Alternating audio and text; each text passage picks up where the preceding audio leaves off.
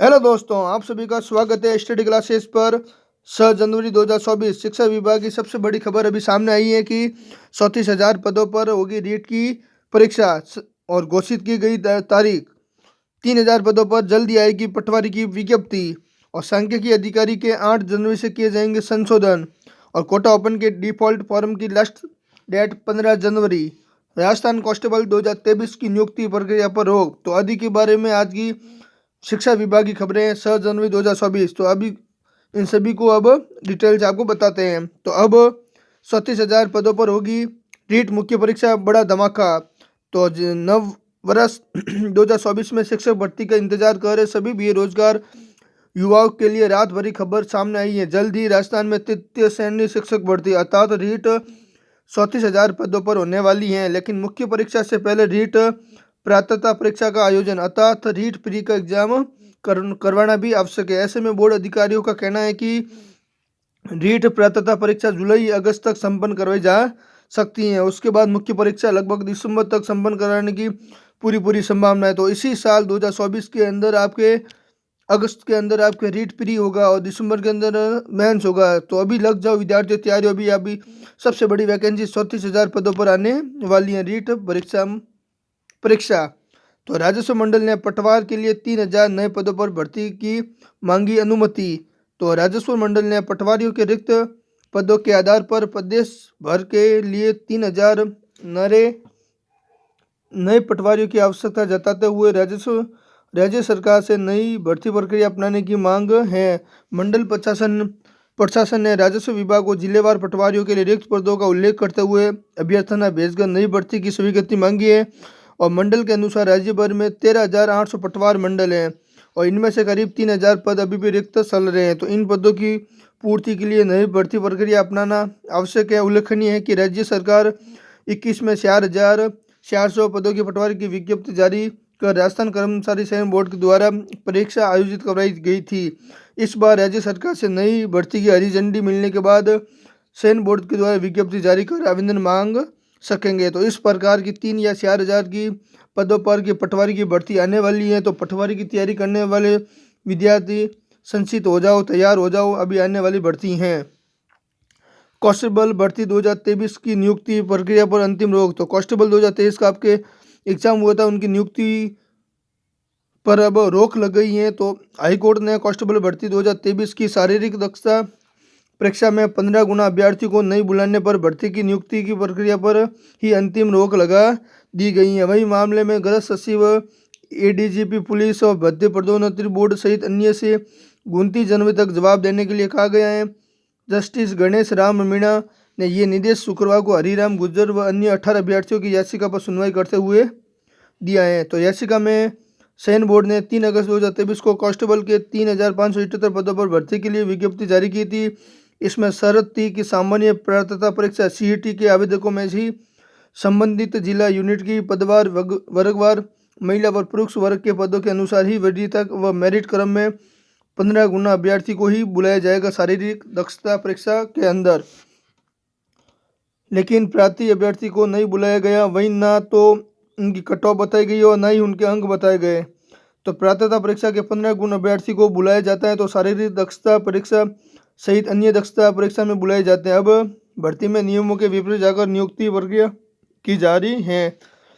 तो हाईकोर्ट ने कांस्टेबल भर्ती 2023 पर रोक इसलिए लगाई गई है कि 3,578 पदों पर 2023 के तहत आपके कांस्टेबल भर्ती आई थी और उसमें सीधे लिखा हुआ था जो जिस विद्यार्थियों ने सीईटी में पास किए हैं तो उनके लिए ये होगी। और सीईटी का ये 15 गुना कांस्टेबल के भर्तियों का सिलेक्शन होगा। जैसे अब 3500 है तो 3500 का लगभग 3 गुना, तो 3 गुना लगभग आ जाएंगे आपके 15 गुना 3500 का 15 गुना विद्यार्थियों का सिलेक्शन होगा।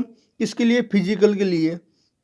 लेकिन इस बार क्या हुआ कि कांस्टेबल का रिजल्ट तो आ गया लेकिन इनके नंबर कट ऑफ वगैरह कुछ भी जारी नहीं किए हैं। तो इस प्रकार हाईकोर्ट ने इस पर रोक लगाई गई है कि सीईटी का 15 गुना पहले कट ऑफ जारी करो और 15 गुना ही अभ्यर्थी को लो। आपने कम अभ्यर्थी को क्यों लिया? तो इस प्रकार की कांस्टेबल भर्ती 2023 नियुक्ति प्रक्रिया पर अंतिम रोक लगाई गई है।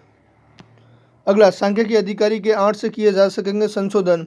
तो बीकानेर आरपीएससी के द्वारा सांख्यिकी विभाग की परीक्षा 2023 में संशोधन का अवसर दिया गया है और 8 जनवरी से 17 जनवरी तक अभ्यर्थी अपना नाम, पिता का नाम, फोटो, जन्मतिथि, जेंडर के अतिरिक्त अन्य संशोधन ऑनलाइन किए जा सकेंगे।